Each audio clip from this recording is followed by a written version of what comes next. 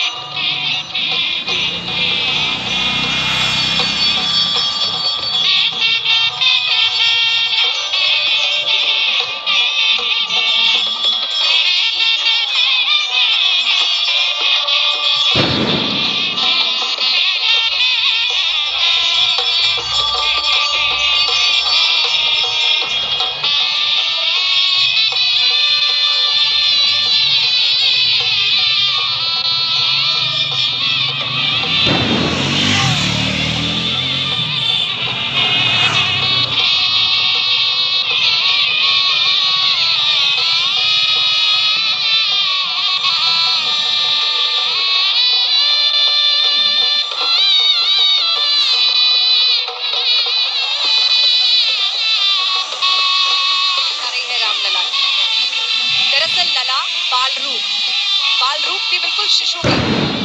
इस भाव के साथ रामलला की स्तुति की जाती है, पूजा किया जाता है। उतने ही प्रेम से जैसे एक बच्चे को सुलाते हैं उनको सुलाया जाता है, लोरी सुनाई जाती है और उतने ही प्रेम और लाड के साथ उनको उठाया जाता है। पूजन संस्कार से लेकर उनकी देखरेख से लेकर हर उस बात का ध्यान बिल्कुल एक शिशु की तरह रखा जाता है। और आज उस विग्रह में प्राण प्रतिष्ठित हुए हैं, जीवंत प्रतिमा सबके सामने। भारत के प्रधानमंत्री नरेंद्र मोदी इस वक्त आरती उतार रहे हैं रामलला की। और जिस वक्त प्राण प्रतिष्ठित हुए थे उसके बाद वहां पर शहनाई बंधन हुआ। वो धुन वहां पर चलाई गई शहनाई के माध्यम से, जिसके बोल थे, पायो जी मैंने राम रतन धन पायो। वाकई श्री राम रत्न है। रत्न मतलब वो अमूल्य मणि जिसकी कोई कीमत नहीं है, जिसको आंका नहीं जा सकता, जो इतना सुंदर है, जिसको पाने की चेष्टा हर उस व्यक्ति के अंदर है जो उसके लिए भाव रखता है। ऐसे ही है श्री राम भगवान का स्वरूप, मर्यादा पुरुषोत्तम। चाहे वो पुत्र के रूप में हो, हंसकर के वनवास स्वीकारा, पिता की एक आज्ञा पर वनवास को चले गए। मर्यादा पुरुषोत्तम पति भी सीता जी के, भ्राता लक्ष्मण जी के और अपने बाकी अनुजों के।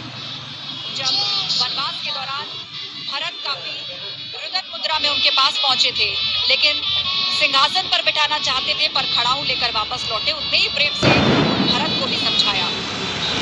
ये थी मर्यादा पुरुषोत्तम श्री राम की पूरी जीवन गाथा। ऐसे भी दौर देखे गए जब सत्ता की लालसा ने भाई को मारा, लेकिन ऐसे में मर्यादा पुरुषोत्तम की ये कथा सबको प्रेरणा देने वाली है, जो भारत का संस्कार है, जो भारत की जीवंत आत्मा की प्रेरणा भी है। रामायण की वो कथा, श्री राम की वो कहानी जो सबको जीवन जीने का तरीका सिखलाती है, एक दूसरे के लिए आदर सम्मान सिखलाती है और साथ ही साथ बुराई के लिए उस शौर्य को भी प्रेरित करती है कि जब सत्य की जीत की बात हो तो बुराई का अंत अनिवार्य हो जाता है। जब अयोध्या लौटते हैं श्री राम तो दीपावली मनाई जाती है और उसी की तैयारी अब अयोध्या में शुरू हो गई है। गर्भगृह से जुड़ी इन तस्वीरों पर इस वक्त पूरी दुनिया की नजर लगी हुई है, पूरी दुनिया इन तस्वीरों को देख रही है। प्रधानमंत्री मोदी प्राण प्रतिष्ठा के बाद भी अनुष्ठान संपन्न हुआ, आरती उन्होंने की और अब भी श्री राम को प्रणाम करने की मुद्रा में वो गर्भगृह में उपस्थित है और श्री राम स्तुति में इस वक्त नजर आ रहे हैं। आरती के बाद भोग लगाया गया और फिर से आरती उतारी गई।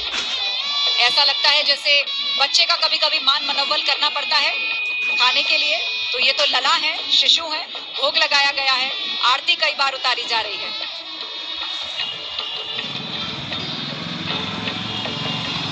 और अब से थोड़ी देर बाद प्रधानमंत्री मोदी का संबोधन भी होने वाला है, तो सबकी नजर इसी बात पर है कि उस संबोधन में प्रधानमंत्री मोदी क्या कहते हैं, क्योंकि आज के दिन भावनाओं का भी ज्वार उमड़ेगा। संकल्प सिद्ध हुआ है, बात देश की भी है और विकास की भी है, तो ऐसे में प्रधानमंत्री मोदी आज क्या संदेश देते हैं अपने भाषण के माध्यम से। अब से थोड़ी देर बाद प्रधानमंत्री भी बोलेंगे, संघ प्रमुख मोहन भागवत का भी संबोधन होगा और उत्तर प्रदेश के मुख्यमंत्री योगी आदित्यनाथ का भी यहाँ पर भाषण देखने को मिलेगा। 8000 मेहमानों की उपस्थिति में ये प्राण प्रतिष्ठा का जो पूरा कार्यक्रम था वो संपन्न हुआ है। रामलला विराजमान हो गई, पुष्प वर्षा हो रही है और अब बारी है दीपोत्सव की, यानी राम ज्योति जलाने की, जिसकी भव्य तैयारी पूरी अयोध्या में की जा रही है। प्रधानमंत्री मोदी निश्चित रूप से उनके लिए एक भावनात्मक क्षण है, श्रद्धा भाव से जुड़े हैं और अयोध्या खासतौर पर जो राम मंदिर बनाया जा रहा था उस पर सीधी नजर वो दिल्ली से रखते थे, समय समय पर इसका अपडेट लेते थे। यहाँ से